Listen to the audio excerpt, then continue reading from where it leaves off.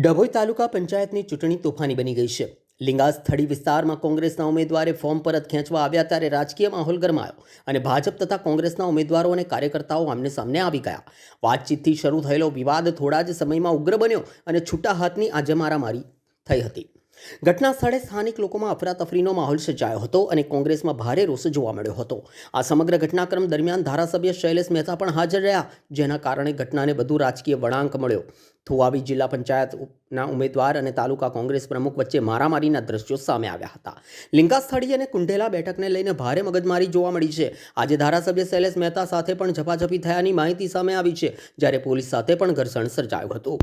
લિંગાસ્થળી બેઠકના કોંગ્રેસના અરવિંદ શાંતિલાલ પરમારને પણ આ સમગ્ર ઘટનાક્રમમાં સમાવેશ જોવા મળ્યો હતો।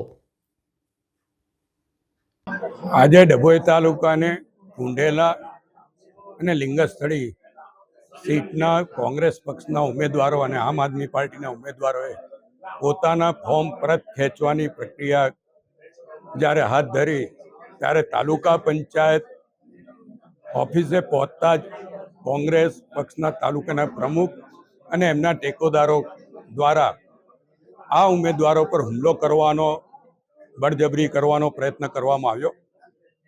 અમે તે વખતે ત્યાં એમની જોડે જ ઉમેદવારો જોડે હતા, એટલે અમે ઉમેદવારોનો બચાવ કરીને એમને અધિકારીઓ પાસે લઈ ગયા। ફોર્મ પરત ખેંચાયા ત્યારે ભાજપ અને કોંગ્રેસના કાર્યકરો વચ્ચે માથાકૂટો થઈ હતી। આમાં કોંગ્રેસ પક્ષ જે રીતે કોંગ્રેસના ઉમેદવારો પરત ખેંચી રહ્યા છે, કારણ કે આ વખતે કોંગ્રેસને ઉમેદવારો નહોતા મળતા, ત્યારે એ લોકોએ બળજબરીથી કેટલાક ફોર્મ ભરાયા હતા અને ઉમેદવારો જ્યારે એને ફોર્મ પરત ખેંચતા હોય ત્યારે હતાશામાં આવેલા કોંગ્રેસના આગેવાનોએ આ કૃત્ય કર્યું હતું।